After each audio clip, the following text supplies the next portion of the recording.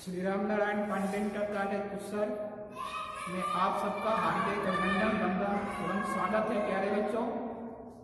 जैसा कि हमने आपको क्लास 9th सामाजिक विज्ञान के अंतर्गत इतिहास में फ्रांस की क्रांति का वीडियो अपलोड किया था। इसके पहले आज के इस टॉपिक पर जो है फ्रांस की क्रांति हुई, वहां लोगों के द्वारा हुआ, तो फ्रांस की क्रांति का कुछ प्रभाव पड़ा कि नहीं पड़ा। तो किसी भी देश में जब क्रांति घटती है, क्रांति का सैलाब जब उतरता है तो कुछ नया परिवर्तन कर देता है। परिवर्तन के लिए ही क्रांति की जाती है। तो ऐसे में जो है आप लोग यह जानिए आज कि फ्रांस में भी परिवर्तन हुआ। उस परिवर्तन में फ्रांस पर सबसे ज्यादा प्रभाव पड़ा। फ्रांस पर सबसे ज्यादा प्रभाव क्या पड़ा? तो पहला प्रभाव पड़ा बच्चों कि फ्रांस की जो सरकार थी बुर्बो वंश की, यानी फ्रांस में बुर्बो वंश की सरकार होती है। लुई 16वां उसका सरदार होता है। उसकी महारानी जो ऑस्ट्रिया की राजकुमारी होती है मेरी अंतोइन। तो फ्रांस में निरंकुश शासक लुई 16वां, जिसकी पत्नी का नाम मेरी अंतोइन, जो ऑस्ट्रिया की राजकुमारी होती है, हल्की सी जिद्दी है, बुद्धिमान है, लेकिन कुटिल भी है। तो ये दोनों लोग मिलकर के फ्रांस में अत्याचार करना शुरू कर देते हैं। वहां की जनता जब इनकी शासन व्यवस्था से तंग आ जाती है तो आंदोलन करती है। आंदोलन का परिणाम सकारात्मक होता है और उस सकारात्मकता का परिणाम क्या निकलता है फ्रांस में, उसका प्रभाव क्या पड़ता है फ्रांस में। इनका जो बुर्बो वंश है, जिस वंश के शासक होते हैं, वह राजवंश ही हमेशा हमेशा के लिए नेस्ताभूत हो जाता है, समाप्त हो जाता है। अर्थात फ्रांस में बुर्बो वंश का निरंकुश शासन का अंत होता है 1793 ईस्वी में। इनको पत्नी सहित यानी लुई 16वां और इनकी पत्नी मेरी अंतोइन को फांसी के फंदे पर लटका दिया जाता है। तो ऐसे में बुर्बो वंश वहां हमेशा हमेशा के लिए खत्म हो जाता है। अगला प्रभाव क्या पड़ता है बच्चों?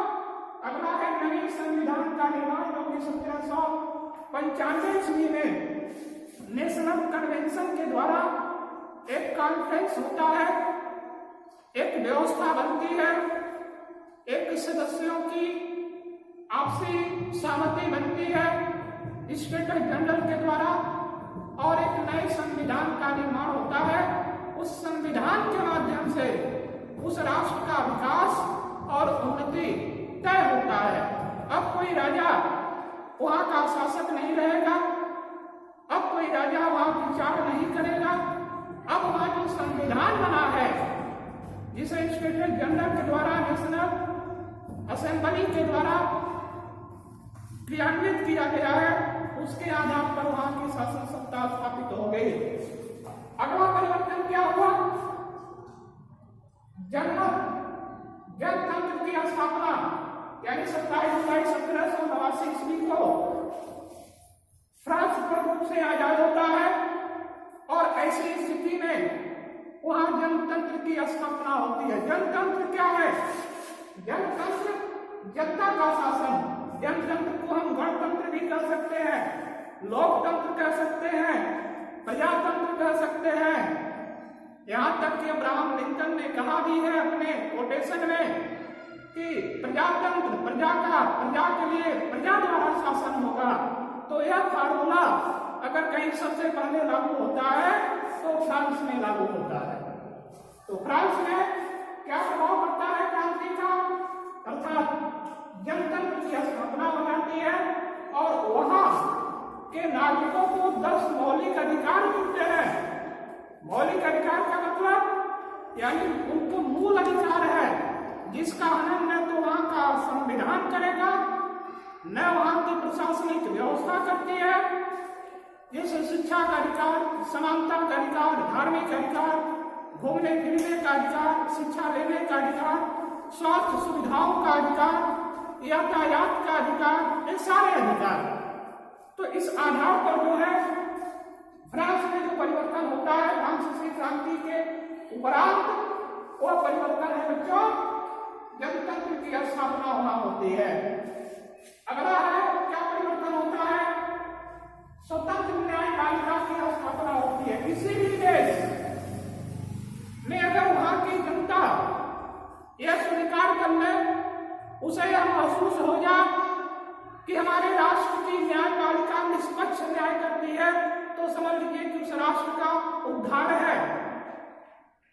और जहां की जनता यह महसूस करती हो कि हमारे यहाँ न्याय व्यवस्था तो है लेकिन सिर्फ अमीरों की बेटियों में घुटन करके रह जा रही हो, अमीरों के दरवाजों पर जाकर के नतमस्तक हो जाती हो, तो उस राष्ट्र का उद्धार नहीं हो सकता है, वहां मन शांति नहीं हो सकती है। लेकिन फ्रांस में स्वतंत्र न्यायपालिका की स्थापना होती है। क्या बड़ा क्या छोटा, क्या अमीर क्या गरीब, सब एक समान है। अपराधी है तो सबको दंड मिलेगा, ऐसा वहां कानून बना, ऐसी वहां की व्यवस्था बनी जिसे हम स्वतंत्र न्यायपालिका के नाम से जानते हैं कि फ्रांस की क्रांति के बाद संभव हुआ। अगला है प्यारे बच्चों, अगला क्या परिवर्तन होता है? वहां नई शासन पद्धति की स्थापना होती है।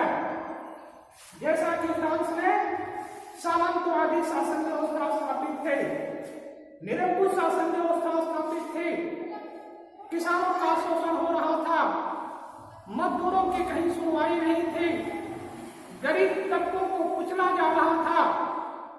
लेकिन अब यानी जब वहां क्रांति संपन्न होती है, क्रांति के बाद फ्रांस की जनता को एक नया संविधान मिलता है, एक नई व्यवस्था मिलती है और उस नई व्यवस्था के अंतर्गत एक नया शासन संचालन की पद्धति भी अपनाई जाती है। यानी पूरा का पूरा फ्रांस 83 भागों में बांटा जाता है, 83 भागों में उसको बांटा जाता है और उसे उसका शासन संचालन करने के लिए प्यारे बच्चों जिला, कैंटन और कम्यूनों में बांट दिया जाता है। 3 भागों में बांट करके वहां का शासन सुचारू रूप से चलाया जाता है फ्रांस का। इसके अतिरिक्त अगला परिवर्तन क्या होता है, अगला क्या प्रभाव है, उसे भी आप लोग जानिए। लोक कल्याणकारी राज्यों की स्थापना होती है। लोक कल्याणकारी राज्य की स्थापना का मतलब क्या है? यानी किसी भी देश का शासन, किसी भी देश का संविधान, किसी भी देश की व्यवस्था वहां की जनता के लिए होना चाहिए, वहां के लोगों के लिए होना चाहिए। अगर वहां के लोग खुशहाल हैं, अमन चैन की व्यवस्था से गुजर रहे हैं, तो उसे हम आदर्श राज्य कहते हैं, आदर्श शासन सत्ता कहते हैं, लोक कल्याणकारी व्यवस्था कहते हैं। अर्थात शिक्षा, स्वास्थ्य, सड़क व्यवस्था, खाद्यान्न आदि, न्याय, सब एक समानता के आधार पर सबको दिन प्रतिदिन उसकी बढ़ोतरी होती रहे, लोग यह महसूस न करें कि हम असुरक्षित हैं।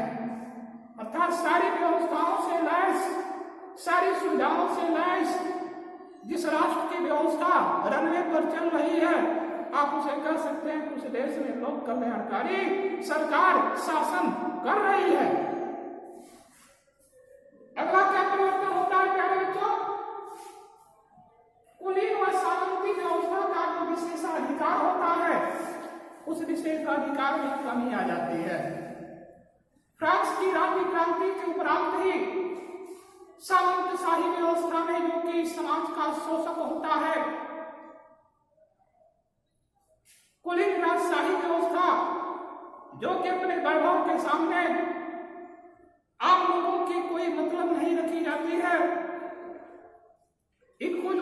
विशेषाधिकार प्राप्त था राजतंत्रात्मक व्यवस्था के अंतर्गत, तानाशाही व्यवस्था के अंतर्गत, निरंकुश राजशाही व्यवस्था के अंतर्गत इनका वो विशेषाधिकार छीन लिया जाता है।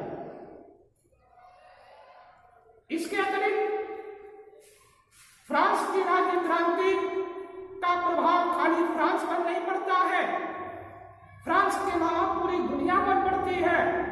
पूरी दुनिया के लोग, पूरी दुनिया के समाज के लोग, देश के लोग ये महसूस करते हैं कि फ्रांस में अगर क्रांति के माध्यम से परिवर्तन हो सकता है तो हम भी अपना परिवर्तन कर सकते हैं।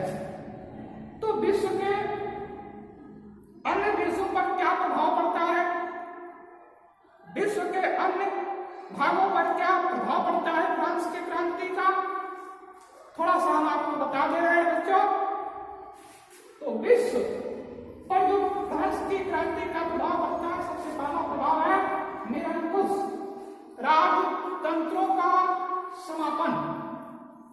जहां जहां पर निरंकुश सरकार चलती थी, निरंकुश सरकार किसे कहते हैं, वह शासक, वह प्रशासक जिसके ऊपर कोई प्रतिबंध न हो, जिसकी जुबान ही कानून बन जाती हो, जो जनता को किसी भी तरह से अपने व्यवसाय में शिकार बना लेता हो, ऐसे शासक को हम निरंकुश शासक कहते हैं। लेकिन फ्रांस की क्रांति के उपरांत ऐसे निरंकुश शासकों की संख्या दिन प्रतिदिन कम होने लगी। अगला क्या प्रभाव पड़ता है विश्व के समाज पर, लोकतंत्रात्मक आंदोलन। पूरे वर्ल्ड की जनता, अन्य देशों की जनता हुंकार भरना शुरू कर देती है, गर्जना करना शुरू कर देती है कि फ्रांस जैसा छोटा सा देश, वहां के नागरिक, वहां के लोग लोकतंत्र की स्थापना कर सकते हैं, तो हम भी लोकतंत्र की स्थापना कर सकते हैं। अपने राजशाही व्यवस्था के खिलाफ मुखर होकर के, उसके विरोध में खड़ा होकर के, उसके खिलाफ बगावत करने की ताकत अगर उन्हें कहीं से मिलती है, कहीं से मिली तो फ्रांस की राज्य क्रांति से मिलती है। प्रभाव पड़ता है विश्व के जो है अन्य देशों में, वहां लोकतंत्र यानी जनता का शासन स्थापित करने के लिए बड़े बड़े आंदोलन होते हैं। जैसा कि भारत को ही देख लो, भारत में भी जो है अपने देश का शासन हो, अपने लोगों का शासन हो, हमारी अपनी व्यवस्था हो, इसके लिए अनेक आंदोलन हुए। 1857 का क्रांति हम सबको याद है, वह सत्ता परिवर्तन के लिए हुआ था, वह ब्रिटिश हुकूमत से हटने के लिए हुआ था। तो इस तरह से भारत ही नहीं, विश्व के बहुत सारे देश फ्रांस की क्रांति से कुछ गुण सीखे और उनके देश पर उसका प्रभाव पड़ा, यानी हम जनता का शासन हो, ऐसी सोच बने। अगला है यूरोपियन सामंतशाही का अंत हो गया। सामंतशाही अगर कहीं हावी ज्यादा थे विश्व में तो यूरोप महाद्वीप के देशों में थे। तो यूरोप महाद्वीप के सामंतशाही व्यवस्था वाले देशों ने देखा कि फ्रांस में उनकी क्या दुर्दशा होती है, तो वह अब सिमटना शुरू हो जाते हैं और अपने उस अधिकार का दुरुपयोग करना नहीं चाहते हैं। यानी अब उन्हें अपनी नई व्यवस्था के अंतर्गत रहना पड़ता है और कल्याणकारी कार्यों को करने के लिए वो विवश हो जाते हैं। अगला परिवर्तन होता है शासकों का सुधार। अब शासक समझ गया कि अगर हम जनता के साथ अत्याचार करेंगे, जनता की भलाई नहीं करेंगे, तो मेरे सिंहासन को उखाड़ करके जनता फेंक सकती है, क्रांति कर सकती है, आंदोलन कर सकती है। भययुक्त हो गया शासक और समाज कार्यों को करना शुरू कर देता है। अगला परिवर्तन होता है देश की विदेशी नीति में परिवर्तन कर देता है। यानी विश्व बंधुत्व की भावना अब हर देश के लोगों को करना, मानना और उस पर अमल करने की कोशिश करना शुरू कर देते हैं।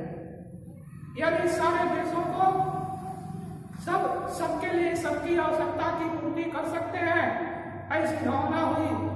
आपसी व्यापार बढ़ा, बंधुत्व की भावना बढ़ी, यातायात बढ़ा। तो इस तरह से जो है देश की विदेशी नीति में परिवर्तन शुरू हो गया। अगला है धर्मनिरपेक्ष राज्य की स्थापना। यूरोप में इसका योजना बहुत तेज था। वहां कैथोलिक संप्रदाय को महत्ता थे, कैथोलिकवाद सरकार वहां चलती थी। लेकिन फ्रांस की क्रांति ने समझा दिया कि धर्म के आधार पर शासन नहीं चल पाएगा, यानी सारे धर्मों को लेकर के चलने की जरूरत है। मजहब के नाम पर बांटने की कोशिश मत करो, वरना आंदोलन हो जाएगा, क्रांति हो जाएगी। तो बहुत सारे देश धर्म के आधार पर शासन चलाने की जो नीति अपनाई थी, उस नीति को समाप्त कर देते हैं। अगला है प्यारे बच्चों, स्वतंत्रता, समानता, मानवता का प्रसार शुरू हो गया।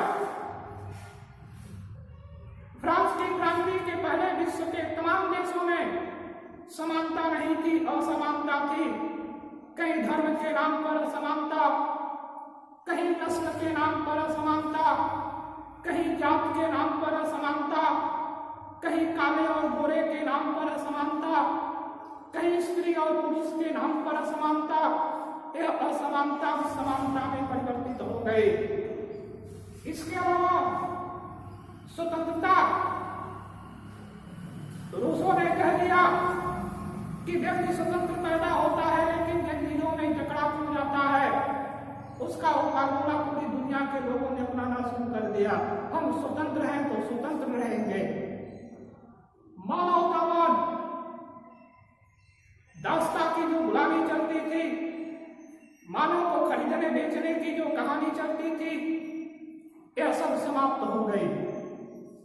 और यह सब समापन होता है, एक सीख मिलती है दुनिया के लोगों को, तो फ्रांस की क्रांति से मिलती है।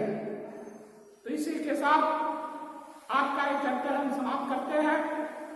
धन्यवाद।